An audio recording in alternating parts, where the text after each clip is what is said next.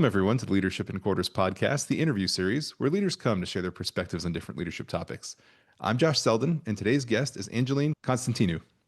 Angeline Constantinou knows the pain of feeling trapped and unheard. After breaking free from an abusive relationship, she made it her mission to help other women do the same. As a women's empowerment partner and founder of Let's Break the Silence, she created a space for survivors to heal, rebuild confidence, and reclaim their future. She's not just a coach or a speaker, she's been there. And now she's here to remind women that they are stronger than their past, worthy of joy, and capable of creating a future on their own terms. So welcome, Angeline. Oh, it's a pleasure. Thank you for the wonderful introduction, Josh. It's a pleasure to be here on your podcast show. So thank you for the warm welcome. Thank you. Of Great course, and thank you. introduction too. I love it. Thank you. I love it. It's impressive and it's very important work that you do. So I'm glad that Thank you've you. given us your time and we can discuss a little Sure. bit. Absolutely. All Love right. to be of service. Great. Absolutely.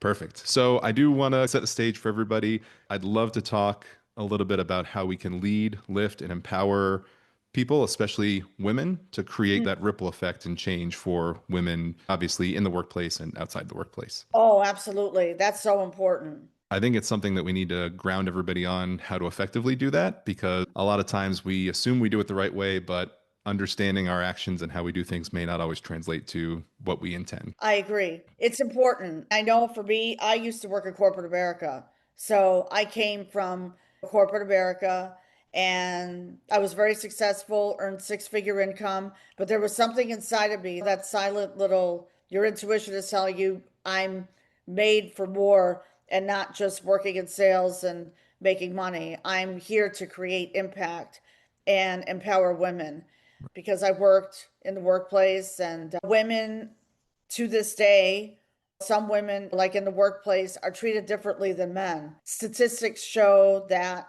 men still make more money than women do. So it's up to us to amplify our voices and to create that community. And one of the things that I am doing now is mentorship for women.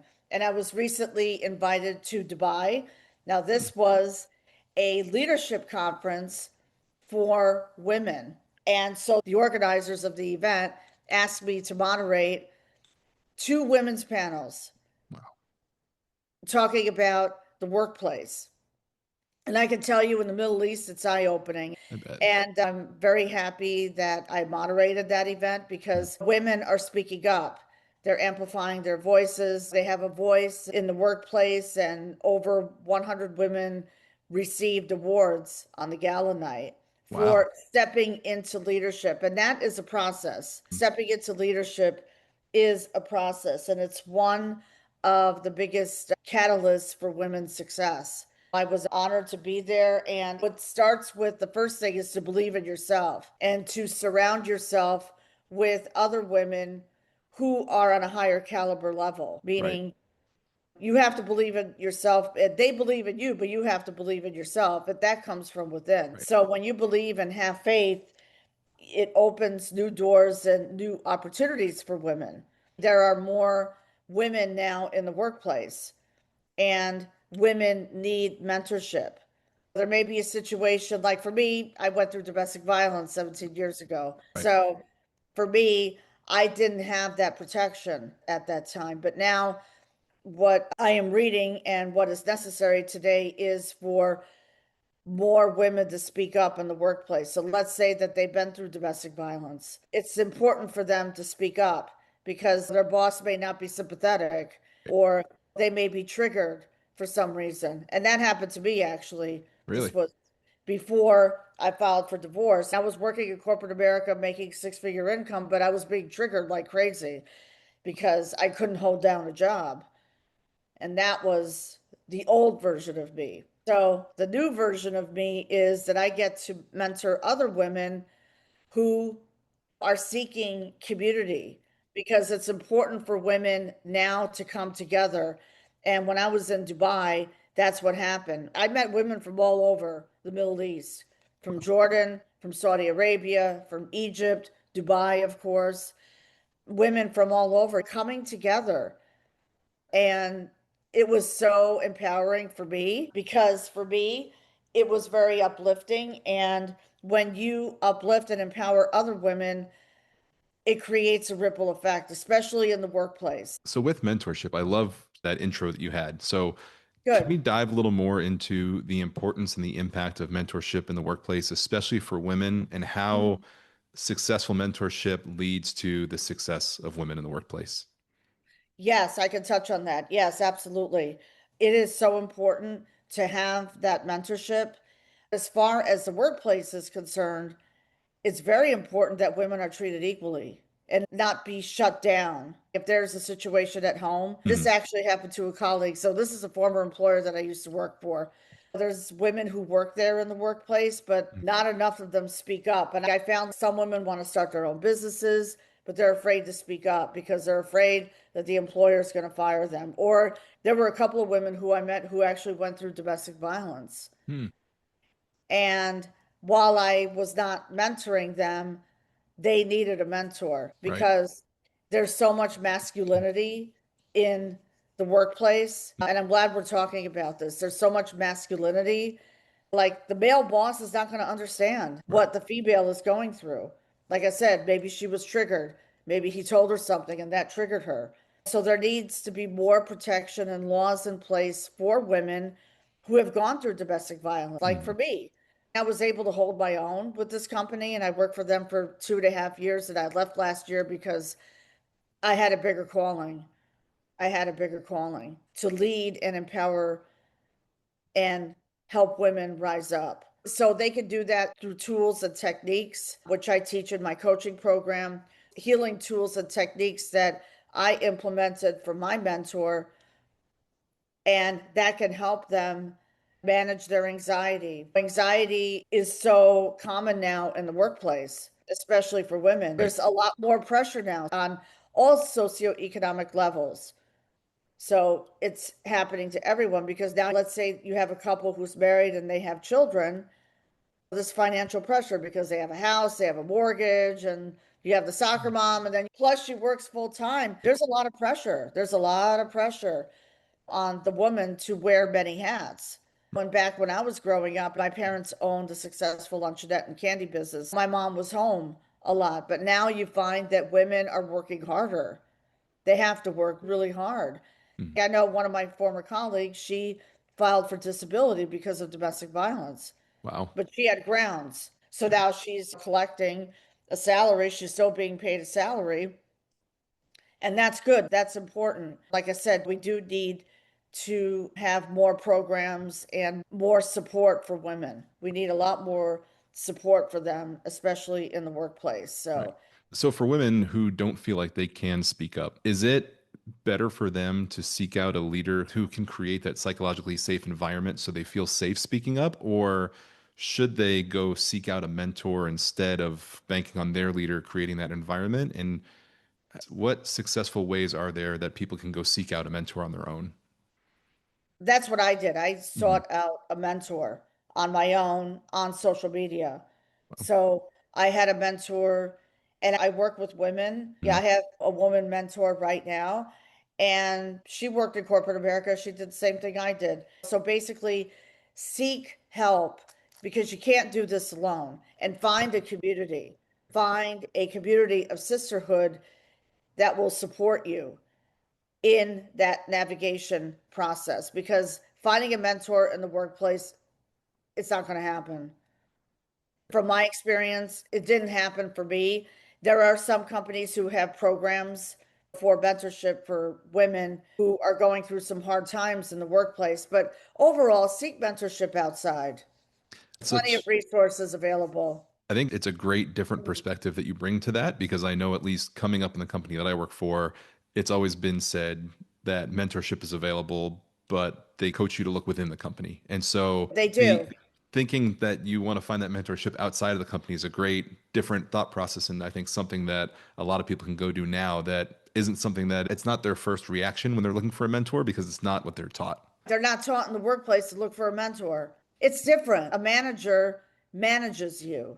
Like I call it micromanaging. I've worked for some other bosses who were, I would say, very empathetic to me, but like this company that I used to work for, they were ruthless. Mhm. Like my girlfriend was experiencing so much stress, that she had to file for disability. Wow. And for me, it was stressing me out. It was stressing me out to the point where I became sick. And I left on August 1st of last year because I just couldn't take it anymore. I just couldn't take it. And plus, I had a higher calling besides that. Right. And it was tough. It was a tough transition, but I made it through and I leaned into God and I joined, I'm a member of a church next door. So I had a woman mentor who mentored me. So speaking of mentorship, Yeah. that's a good place to go, non-denominational church.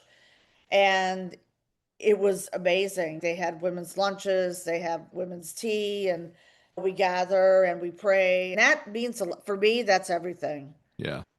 And when you can do that, it creates a ripple effect among other women because women deserve to have a voice in the workplace and they don't need to feel afraid to speak up. There's no reason for that. Like I know when I was in the Middle East, very powerful women were up there speaking, especially about the salaries, because for them, it's like the salaries are different for men versus women. And women are being underpaid. And I feel in the US Mhm. that women, are underpaid and they're not being recognized, if that makes sense. Yeah. There should be more recognition for women.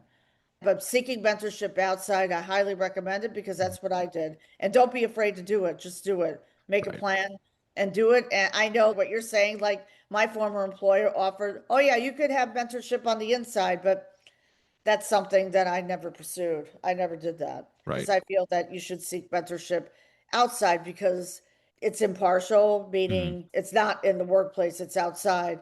So they have a fresher perspective. I think you mentioned a couple interesting things. I think a lot of people are afraid to take that first step towards mentorship just because it can always kind of be an awkward experience, is I feel like how Yeah, they view it. Having to approach somebody and ask them to be their mentor kind of seems to throw people off. But like you said, we can't be afraid to go do that, ask. And a lot of times people don't realize that the person who you're asking to be their mentor, it means just as much to them being sure. asked. If somebody values my opinion and my perspective enough to want me to mentor them, it's a big compliment. But I don't think people think that far ahead to say, hey, this is going to be a positive experience for both of us. They just say, hey, No, what if they say no? Or what if it changes our relationship? Or what if it makes it a weird situation? And I feel like it causes them to pull back and not pursue that. exactly. If you're being called to pursue that, pursue it. Yeah. Yeah. For sure. I think it's so important to have that safe space. Then you said something else about how it creates the ripple effect. And I think people don't put enough emphasis on the fact that when you see somebody succeed and you see that safety net, it then shows that safe for others, because they always Right. say if you ask a question in a room, you're probably not the only one thinking of that question. You're the only one that's willing to speak up and ask it. It's the same thing with Exactly. this. Everybody in that Exactly. room probably wants a mentor, probably wants somebody to help coach them and guide them, but nobody's making that first step. But when they see all of those women leaders that you talked about on the stage, these amazing people, and these people who have their mentorships, and they see it is safe and it is possible and it can be successful, that will then, I believe, create that ripple that empowers and energizes everybody else to go do that as Oh, well. yeah, absolutely. Very much empowers and energizes them. Absolutely. And it creates ripple effects of more empowerment because now I've seen it leads to more collaborations Right. too. So I see more of women collaborating with each other. And Oh, that's so yeah. important because I feel like in the professional world, a lot of times it is dog eat Mm, dog, cutthroat. And when you see yeah, collaboration and when you see people supporting each other, it gives you a different perspective. Hey, they're not just looking out for themselves, they're also able to look out for me as well. And I can look out for them and support each other, which may not be everybody's first assumption when they think of the professional world. exactly. Yeah. Absolutely. They don't think of it. Exactly. Yeah. In the professional corporate world, there's just a lot of masculinity. Yeah. Yeah. A lot of masculinity and not enough women. There are women leaders out there, but we Mhm. need more. We need Right. more women leaders out there. On that topic of looking out for yourself versus having that mentorship, that collaboration, a lot of times I feel like in the corporate world, you find people that look out, in the phrase, look out for number one, look out for me, and I'm going to go and make sure that I'm successful. You mentioned micromanaging. You have all of these things that Mhm. happen where the leader is looking out for their own success.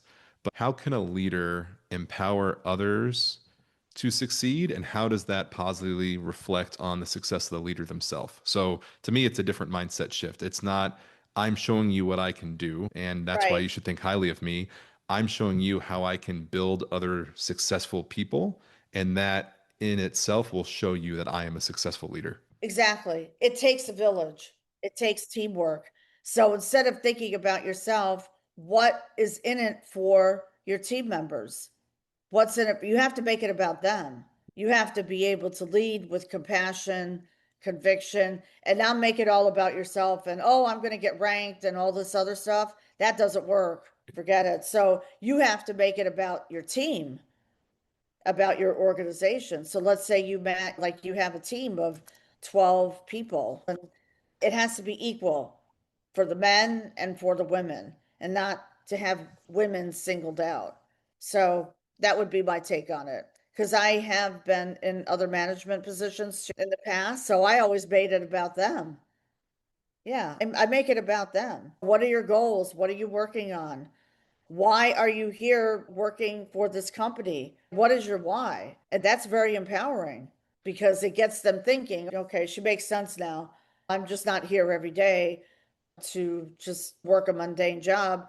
I took this job because of this, my children, my family, whatever it is. And it doesn't matter what organization that you're in, you have to make it about your team and you have to build leaders. So when you're there, you're not only building yourself up, but you're building leaders, empowering leaders. Yeah. So that for me, that was huge. The last boss that I worked for, he was male, Mhm. and I didn't see that.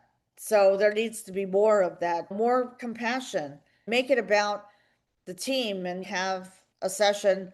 And it's not just all about the numbers. I've worked in sales for most of my sales career. Yeah. It's about creating impact, making an impact on a business, and determine why are you working here? What is your goal? What is your why?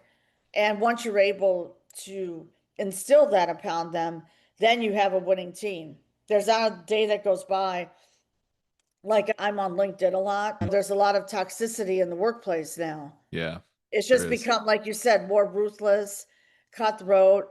And that's not who I am. And that's one of the reasons I left corporate America, because it was just too cutthroat for me and too masculine. And that just wasn't me. That was not me. That's not who I am. Other women will put up with it because they need to provide for their families. I didn't need to put up with that anymore. We need more compassion instead of being ruthless and hiring and firing people after several months. That doesn't build a community. It doesn't build a community of leaders. It just creates more backlash and toxicity. Yeah. And then when new people come in down the road, they'll see it. They won't see it right away, but they'll see it down the road. So you have to build a community. You have to build a community within the workplace and to be more compassionate and understanding. I think that's so important. I think Mm. you mentioned it a couple times. Understanding the why of your team is so important. Yeah. And I think bad leaders, in my opinion, view their teams as tools that are Right. used to create their own success instead of their team members being humans. We always hear about, hey, these days in corporate America, people are just Mm. numbers on a piece of paper instead of actual people. And they're Right, right. they're real people. And asking and understanding their why obviously humanizes them, which is great. And you want to Sure. know what Right. energizes them. And that helps you as their leader, but it's also a great reminder to them because sometimes we get so caught up in everything, we forget what our why is, like why we're doing these things in the first place. It's Exactly. so Because important. it's so important because we get too caught up in the tasks that we have to do, Right. strategy, and not really sitting down with yourself or sitting with your team. Just have a meeting and just say, look, what is your why? Empower them, because when you empower them, you're going to create that ripple effect and then they will produce. It's coming because they have that desire and why. But if they don't have that why, if you don't instill that within them, because you have to instill the vision, you have to paint the picture of the vision. That's Yeah. so important. And we keep using the word empower a lot. What are some actions that leaders can do Mm. to successfully empower their teams and especially women in the workplace? I think one of the things that I would do is to have a seminar, have a 1 day seminar for women. And you have to create that culture. You have to create that culture, the positive culture, and you have to lead with compassion, good work ethic, and not it's all about me. Okay. It's not all Right. about me and achieving rank. You have to make it about them. You have to uplift them and to give them tools. Like a lot of times with my clients, I teach them to focus on gratitude every single morning. This is important. Right. Like when you wake up in the morning, not to look at your phone, not to look at the news, and to just focus on being still and being in the present moment Mm. and to focus on gratitude. Like I'll put on music and meditation music, and then all of a sudden I'll just start writing. I keep a journal. I keep a journal and I write down at least 10 to 15 things that I'm grateful for every morning. To have workshops, Mhm. and those are tools, those are necessary. And to speak positivity into your life, Mm. you have to be able to speak positivity into your life, because if you're coming to work and you're negative, it's going to create a toxic environment. There's a saying that we feed off of each other, but Yeah. if it's not in a good way, then you're not going to grow as a team and Right. you're not going to grow as a community.